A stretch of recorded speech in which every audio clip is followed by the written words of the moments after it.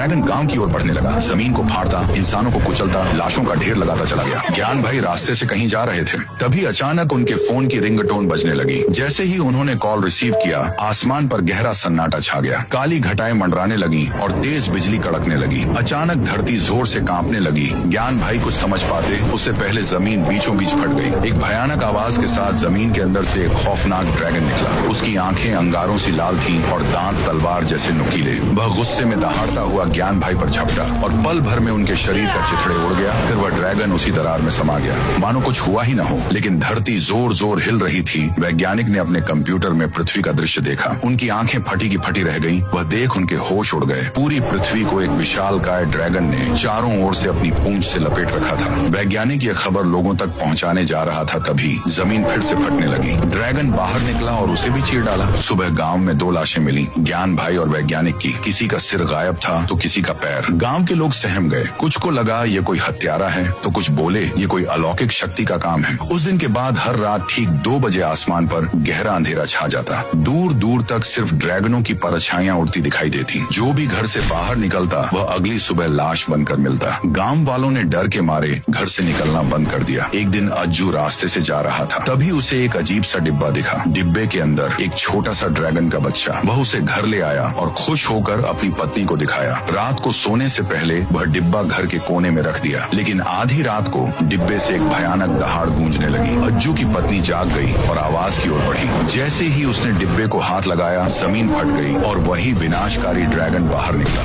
इस बार उसकी पहली शिकार बनी अज्जू की पत्नी। ड्रैगन गांव की ओर बढ़ने लगा। जमीन को फाड़ता, इंसानों को कुचलता, लाशों का ढेर लगाता चला गया। अगली सुबह गांव की गलियों में खून और लाशों का समुद्र था। रायस्टार ये सब देखकर सन्न रह गया। उसी रात जब वह छत पर जाकर आसमान की ओर देखने लगा तो उसने देखा एक विशालकाय ड्रैगन पूरे आसमान में चक्कर लगा रहा है। अचानक वह ड्रैगन गायब हो गया। रायस्टार ने जैसे ही पीछे मुड़कर देखा, ड्रैगन ठीक उसके पीछे छत फाड़ते हुए बाहर निकल रहा था। किसी तरह रायस्टार जान बचाकर भागा और अगली सुबह जंगल के एक साधु बाबा के पास पहुंचा। साधु बाबा ने मंत्र पढ़ते हुए कहा, सालों पहले एक आदमी था जिसके पास अलौकिक शक्तियां थीं। वह आग और पानी से कुछ भी बना सकता था। एक दिन उसने एक जादुई डिब्बा बनाया और एक भयानक ड्रैगन को उसमें कैद कर दिया। उस डिब्बे को उसने जमीन के नीचे गाड़ दिया और चेतावनी दी, जो भी इसे छेड़ेगा उसका सिर धड़ से अलग हो जाएगा। लेकिन वक्त ने पहरा नहीं दिया। एक दिन एक पागल भटकता हुआ उस डिब्बे तक पहुंच गया। उसका सिर वहीं कट गया और तब से ड्रैगन आजाद हो गया। रायस्टार ने पूछा, बाबा क्या कोई उपाय है? हाँ, लेकिन तुम्हें उस आदमी को ढूंढना होगा जिसने ड्रैगन को डिब्बे में कैद किया था। सिर्फ वही उस ड्रैगन को दोबारा बांध सकता है। लेकिन याद रखो, वह अब इंसानों की दुनिया में नहीं है। उसे खोजने के लिए तुम्हें दूसरी दुनिया में जाना होगा।